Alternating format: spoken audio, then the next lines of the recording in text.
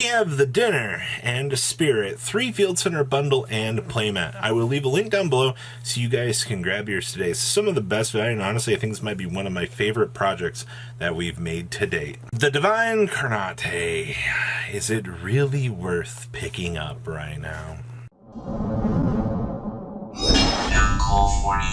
Don't be like 30% of you that have not smashed the ever-living crap out of that subscribe button. Smash it so you guys don't miss out on more Oz content. I have been pondering the orb as of late, and I've been asked the question quite a lot. Do I think that it is worth it to pick up the Divine Coronetes at this current stage in the metagame, and just kind of some of the more staple-esque cards right now? Well, as luck would have it, spooky. We have no idea when this card's going to see a reprint. I could very easily see this being dropped into like a Brothers of Legend or whatever the reprint set in the later half of the year is. Because remember, Power of the Elements dodged the tins. They went woo right on over that because we've already had an unlimited printing of the set. First one of those ever in quite some time. But you know, that's a story for another day. So we had the reprint actually occur for this set, didn't budge down the price. Supply and demand, I mean, supply is pretty much dwindled down to the point you're seeing these at least $30 to $40 per copy. Obviously, like the Starlight alternative does exist, but I mean, realistically, the average Joe's not going to spend, you know, $450 for a play set of a card when the lower rarity does exist for $40-ish. Moral of the story here. We're heading into a potential point where you pick these up, they might go down in value. That's the honest truth right now, everybody. I really don't know what to tell you at this stage, because obviously, as long as Kashtira is a relevant deck, I think that the Divine Coronet will see a place in the format, because the card literally is designed to clean that deck up. Like, it literally just cleans up whatever, you know, full effects that your opponent's done. Because Kashtira doesn't set up interruptions. Well, I mean, they don't set up negates. Correction there. And they set up, like, zone locking, taking your cards away from you, and then banishing stuff face down. That's the current Kashtira experience. Because we're heading on into ban list season, we're heading on into Storm access, you have to use your judgment on this one. I don't know.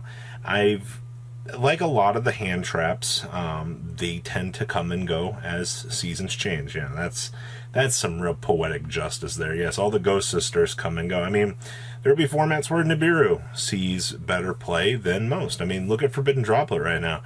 Droplet is the hand trap, well, the card that has, you know, fallen out of the format here. Ghost Spell, nowhere to really be seen right now.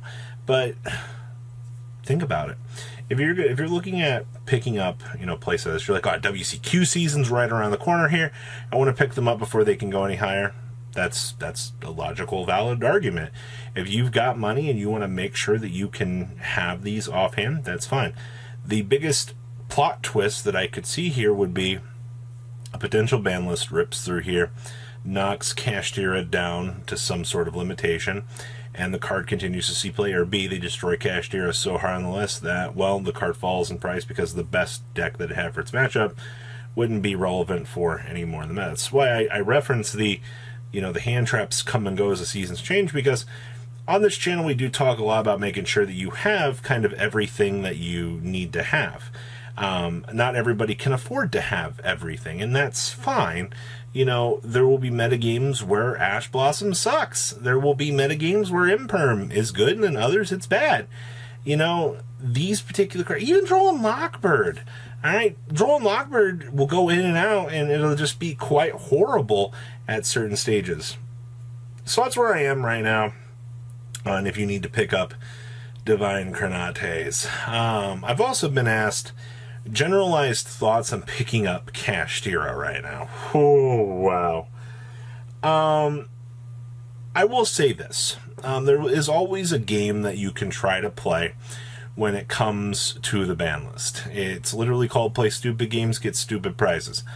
I can tell you, without any doubt in my mind, that there will be certain lists that you will do better on. I won on the Necroz ban list back in 2015.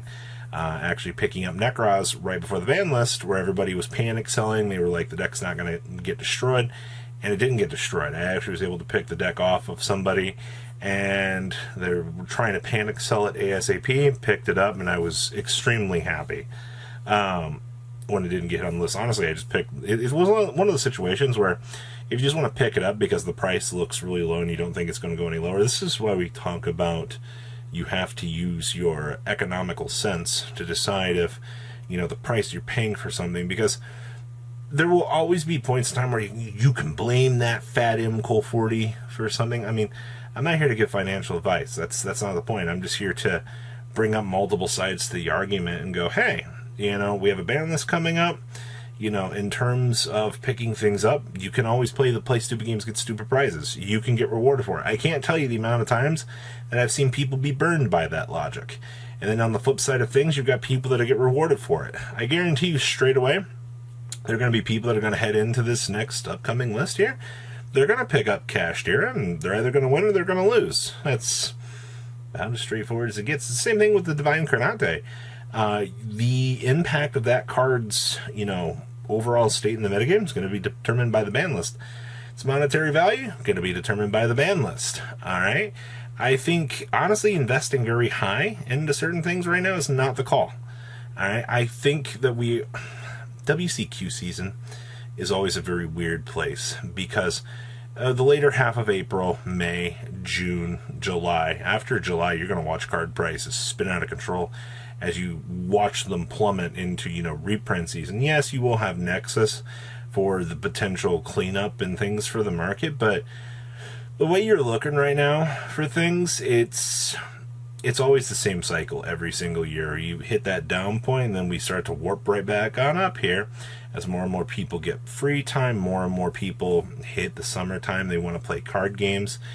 It goes through the same cycle. If you can't tell me that it doesn't, you haven't been here long enough to see the same 20 years of experience that I've had with the markets shifting up for WCQ season. So, back to the previous stated point here. Do I think that Kashtira is worth picking up? Once again, you can play the ban list game, see if you get rewarded. If you don't, if Kashtira only loses 1 to 2 pieces and people are panic selling it, they're like, oh my gosh, like Ulti Fenrirs are down to, the $50 price tag that they are at this point. You're gonna watch more and more panic kind of unfold here, just as overall prices continue to decline.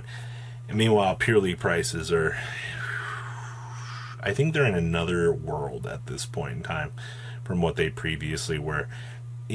Back to the people that complain about, the OCG doesn't dictate the TCG. Man, oh man, I've already proven you wrong about 9 times at this point, and I'll still continue to read the comments from Ignorant Bliss. It's okay. It's okay. I've proven the fact that card prices interchange with their playability. I don't give 2 craps if they're separate metagames or not. One does in fact drive the other. It is in fact a proven point at this point. But let people not want to stay ahead of the game. Right now, I guarantee you people are looking at Santa Claus. The metagame is going to come around in a couple months, and you might need Santa Claus to clean up some Purely. You might need some Kaijus to clean up Purely. You might need Herald of the Abyss, even Exceed Encore out here that people are crying their britches off about here. Keep that in mind, all right? These particular cards and things are all generally impacted by the overall state of the metagame. And that's today's lesson, I guess, class. What do we expect to happen? Well, we don't know because we only are able to follow patterns in the game, the expectations that have been pre-set forth. And usually investing in something that is genuinely went up in price right before a ban list typically does not seem like a massively good idea. I love watching people lose their asses as much as the next person, but staying educated is always going to be the best thing. Taking a couple minutes to listen to some fat guy wearing a green shirt on the internet who actually hasn't even done that much research. Hi, that's me. You're pulling up Twitter, looking at some, pulling up the Yu-Gi-Oh! OCG kanji, fun fact, running some searches, trying to find, deck list, follow some results. It's all public knowledge. It's just people be damned if they can take 3 seconds to decide. So, that's all I got for you guys today. There is a very interesting time heading up here for the market as we head into WCQ season. We're going to see a lot of things go up and a lot of things go down. Robbie, that's the most BS answer you could say, but it's the truth at this point. That's really what you're looking for. Divine Coronet is expensive.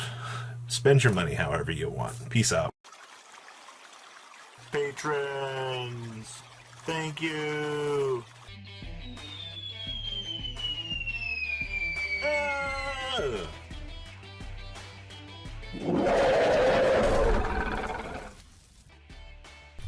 Thank you so much for watching. Check out these other videos.